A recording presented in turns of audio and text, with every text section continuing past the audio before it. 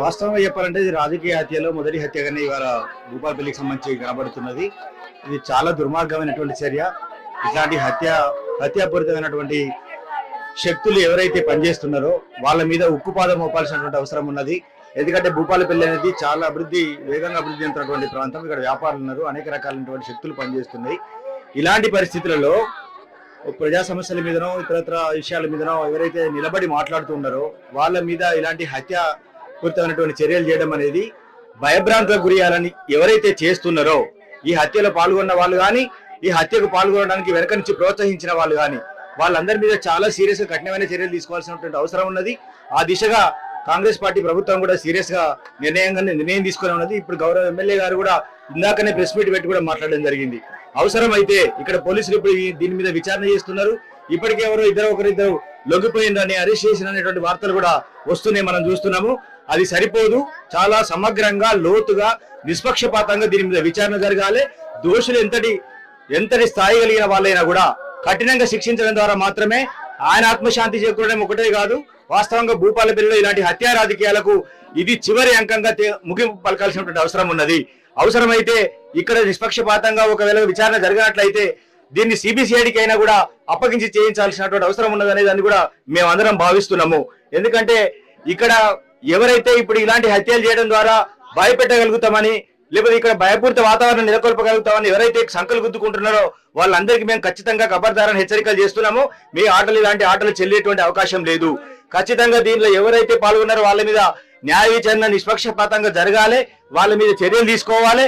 ఇంకా ముందు భవిష్యత్తులో ఎవరు ఇలాంటి సాహసం చేయకుండా, ఇలాంటి తప్పుడు దారులు పోకుండా ఉండడం కోసం కూడా ఖచ్చితంగా ఇక్కడ ప్రయత్నం జరగాలనేది కోరుకుంటున్నాం. ఓకే, దాదాపు దేశవ్యాప్తంగా ఎంతో చరిత్ర సృష్టించినటువంటి ఒక మెగా ప్రాజెక్ట్ గా తీసుకున్నటువంటి కాళేశ్వరం ప్రాజెక్టు మీద ఇప్పటికీ అందరికీ తెలిసింది దాదాపు 1,35,000 కోట్ల ప్రజాధనం నష్టమైందని చెప్పి కూడా చాలా మంది చెప్తున్నటువంటి పరిస్థితి. కాంగ్రెస్ పార్టీ అధికారంలోకి వచ్చిన తర్వాత కూడా ఒక నివేదికలు తెప్పించుకుంది. దీనికి సంబంధించి కూడా ఇక్కడ ఒక కమిటీ కూడా వేశారు. ఆ కమిటీ కూడా ఈ 7వ బ్లాక్ పూర్తిగా తొలగించాలన్నటువంటి, అంటే నాసిరకమైనటువంటి వ్యవస్థతోటి ఒక ప్రాజెక్టు కట్టారని చెప్పి అంటున్నారు.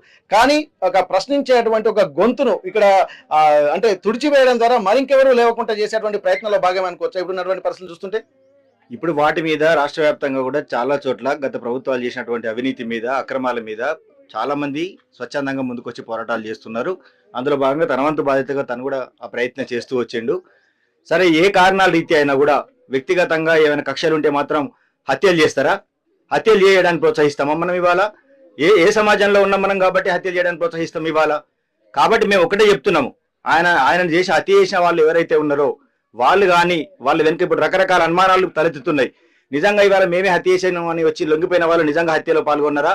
లేదా ఎవరైనా సుఫారీ ఇచ్చి సుఫారీ వాళ్ళతో హత్యలు చేయించి వీళ్ళు మాత్రం ఆడికి వచ్చి అందరి ముందట ఏది మనం కడపలనో కర్నూలునో వింటాం కదా, ఇట్లాంటివన్నీ కూడా హత్య చేసిపోయేటువంటి బ్యాచ్ వేరే ఉంటది. మేమే చేసినామని వచ్చి ముందుకు వచ్చి సరెండర్ అయినట్టుగా నాటకం చేసే వాళ్ళు వేరే వాళ్ళు ఉంటారు. ప్రీ ప్లాన్డ్ గా జరిగిందా లేదా అనేది పోలీసులు దీని మీద పూర్తి స్థాయిలో ఎంక్వైరీ చేస్తున్నారు.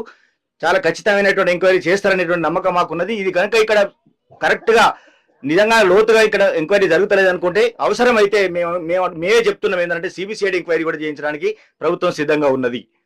ఓకే, ఇక్కడ జరిగినట్టు సిచ్యువేషన్ చూస్తుంటే చాలా ప్రొఫెషనల్స్, ఎందుకంటే మొత్తం కడుపులో పేగులు బయటకు వచ్చేంత దారుణమైనటువంటి స్థితిని కూడా చూస్తున్నారు. దాదాపు ఏంటంటే ఇక ఇద్దరికి మర్డర్ చేసినటువంటి అనుభవాలు కూడా ఎవరికి లేవు.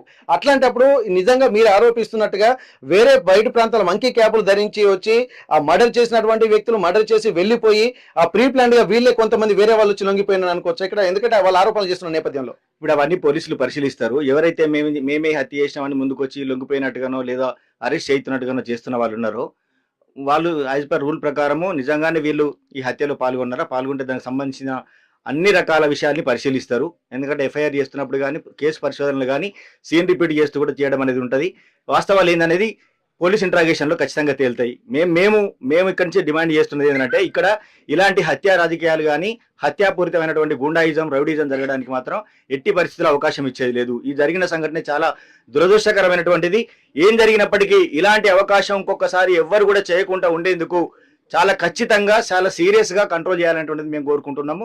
భూపాలపల్లిలో ఇంకెవ్వరు కూడా ఇలాంటి ఇలాంటి హత్యల వైపు పోయేటువంటి సాహసం చేయకుండా, అలాంటి ఆలోచన చేయకుండా సీరియస్ గా కంట్రోల్ చేసి ఇప్పుడు చేసిన వాళ్ళ మీద కఠిన చర్యలు తీసుకోవాలనేది మేము డిమాండ్ చేస్తున్నాం. పోలీసులు తీసుకుంటున్నటువంటి ఇనిషియేషన్ గానీ, ఇప్పుడు ఇంత ట్రాన్స్పరెన్సీ గానీ, ఇప్పుడు ఈ గత కొద్ది కాలంలోనే మీకు కనిపించేటువంటి పరిస్థితులు అనిపిస్తున్నాయి. ఎందుకంటే అన్ని మేము ఇనిషియేషన్ తీసుకుంటున్నాము, ఖచ్చితంగా పట్టుకుంటామని చెప్పారు. ఇప్పుడే కొంతమంది వెళ్ళి లొంగిపోయినటువంటి నేపథ్యంలో ఒక డ్రామాగా చూడొచ్చా, లేకపోతే నిజంగా పోలీసులు తీసుకుంటున్నటువంటి ఇనిషియేషన్ మీద మీకు నమ్మకాలు ఉన్నాయా?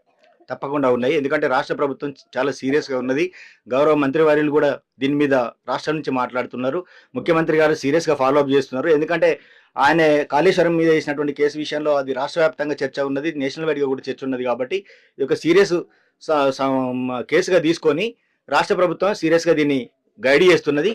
పైనుంచి కింద పోలీసు అధికారుల మీద కూడా సీరియస్ ఒత్తిడి ఉన్నది దీని మీద. కాబట్టి సీరియస్ గానే ఇక్కడ పరిశోధన జరుగుతుందని మేము నమ్ముతున్నాం. జరగకపోతే మేమే చెప్తున్నాం, ఒకవేళ కనుక నిష్పక్షపాతంగా ఇక్కడ విచారణ జరగలేదు, ఏవైనా లోటుపాట్లు జరుగుతాయి అనేటువంటి అభిప్రాయం అనుమానం కలిగితే అవసరమైతే దీన్ని సిబిసిఐడి కానీ ఎంతకంటే పై స్థాయిలో కూడా ఎంక్వైరీ చేయాలనేటువంటి అవసరం ఉన్నదనేది గౌరవ ఎమ్మెల్యే గారు కూడా మాట్లాడుతున్నారు, మేమందరం కూడా మాట్లాడుతున్నాం. ఓకే, అయితే దీనికి సంబంధించి గ్రామ స్థాయిలో కూడా సబ్బన్న వర్గాలు కూడా దీనిపై తీవ్రంగా